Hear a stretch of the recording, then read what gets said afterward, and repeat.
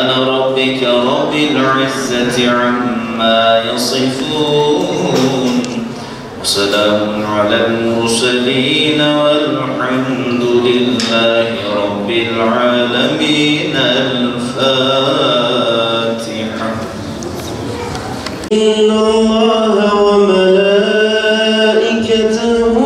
يصلون على النبي يا أيها الذين آمنوا صلوا عليه وسلموا تسليما. اللهم صل على سيدنا محمد النبي الأمي وعلى آله وصحبه وسلم.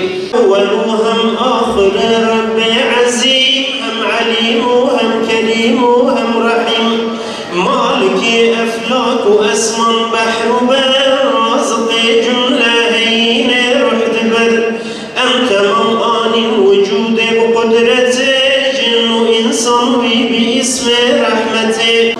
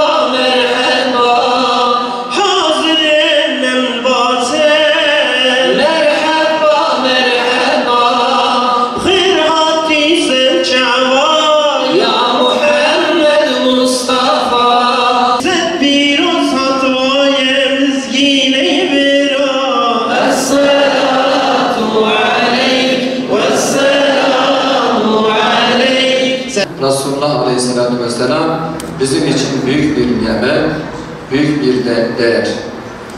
Bir hazine ki onun misali, onun dengi asla olamaz. İşte bizler Peygamber Aleyhisselatü Vesselam'ı bu değeriyle anlıyoruz, idrak ediyoruz ve onun dünyaya teşriflerinin yıl döneminde onu tekrar hatırlıyor. Kalbimizin en derinliklerinde ona olan muhabbetimizi idrak ediyoruz.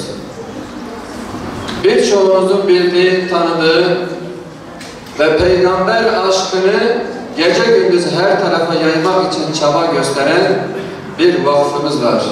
Peygamber Sevdalıları Vakfı.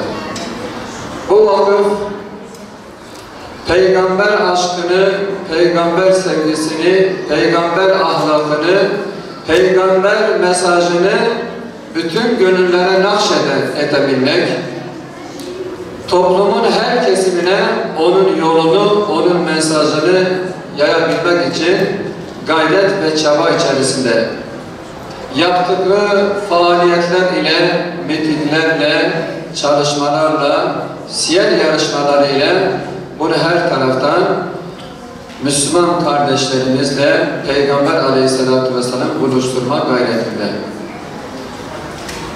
Aslında bir vakıf değil, bir dernek değil, binlerce vakıf, binlerce dernek, binlerce hayır kurumu, binlerce alim, binlerce şehit Peygamber yolu için feda olmaya hazır. Çünkü Peygamber sayesinde biz değerlerimizi almışız. Eğer aramızda şefkat varsa, merhamet varsa, kardeşlik varsa, bu muhabbetlerde, bu gök kubbe altında birleşip bir araya gelme anlayışı varsa, bu o Nebi-i Ekrem'in cehd ve gayreti sayesindedir. O nedenle biz diyoruz ya Rabbi, o Muhammed Aleyhisselatü Vesselam'ın makamını âli et, yüce et. Ona makamların en yücesini kendisine nasip et. Evet, Hz. Muhammed Mustafa sallallahu aleyhi ve sellem Hicri takvimine göre Rabiülevvel ayının 12. gecesinde dünyaya teşrif etmiştir. Hakikaten değerli kardeşlerim, Rabi Arapçada ilkbahar demektir. Rabiülevvel ilkbaharın ilk ayı.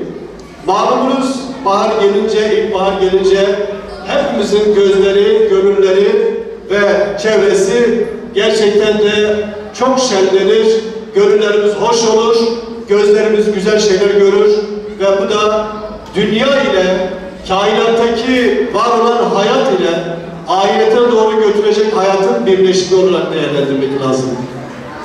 Aynı zamanda Peygamber sallallahu aleyhi ve sellem miladi 571 yılında, yani Hicri takvimi 10 veya 11 gün her yıl geri geldiği için böyle bir fark oluşmuş.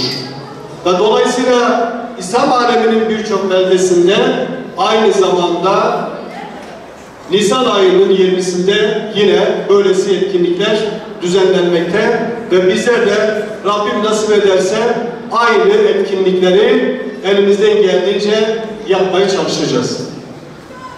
Değerli kardeşlerim, Hz. Muhammed sallallahu aleyhi ve sellem cismaniyle 571 yılında dünyaya gelmiştir. 610 yılında ise ilahi mesajlarla dünyamıza bir fiil manevi anlamda bir nur ve bir ışık olmuştur. İşte bizler de o güneşi yakalamak, o nuru yakalamak adına Hz. Muhammed Mustafa sallallahu aleyhi ve sellemin o nuru cemalini özellikle Siyer-i Nebi anlamında anlamak adına elbette ki böylesi geceleri bir fırsat biliyoruz. Ve yine özellikle bu hususta bazı şeylere değinmeden geçemeyeceğim. Malumunuz ifsad ehli olanlar, küfür ehli ve dünya istikbar güçleri, emperyal güçler özellikle içimize de belli fitne tohumlarını ataraktan efendim böylesi gecelerin ne önemi vardır? Böylesi geceler için niye bu kadar biz sözüm ona zaman ayırıyoruz, kutluyoruz? İşte Peygamber zamanında böylesi geceler yoktu. Değerli kardeşlerim, bazı geceler elbette ki önemi Kur'an-ı Kerim'de bir fiil zikretmiştir. Bazı gecelerin, bazı kandillerin Siyer-i Nebi'yi biz incelediğimizde ashabın mutluluklarını, sevinçlerini paylaşmak adına yapmışlardır. Ve bazı gecelerde ulema ve otorite ehli olan şahsiyetlerin adetleri olduğu için biz onlara uyaraktan elbette ki bu gecelerimizi ihya edeceğiz. Öylesi geceler bizim için bir fırsattır. Ve biz bu fırsatları yakalamaya çalışacağız. Neden? Çünkü Allah'a yaklaşmanın adıdır bu. Çünkü Allah'ın rızasını kazanmak için yapıyoruz biz bunu. Ve aynı zamanda bu Allah için yapılan bir cihattır. Allah için bir mücadeledir. Nefsimizle, toplumumuzla ve küfre karşı yaptığımız bir mücadelenin adıdır. İşte kurtuluş bu şekildedir. Dolayısıyla değerli kardeşlerim, bu tür saldırılar karşısında hiçbir zaman boyun eğmeyeceğiz. Ve Rabbim nasip ederse böylesi geceler bizim için fırsat geceleridir. Kandiller bizim için fırsat kandilleridir. Ve biz vesile bileceğiz Allah'a ulaşmanın adı, Allah'a ulaşmanın yolu, Allah'a ulaşmanın yöntemi neyse biz hepsine sıkı sarılacağız. Bu konuda asla fitnelere, bu konu asla sözüm ona bozguncuların bizim üzerimize yönelik yaptıkları oyunlara gelmeyelim.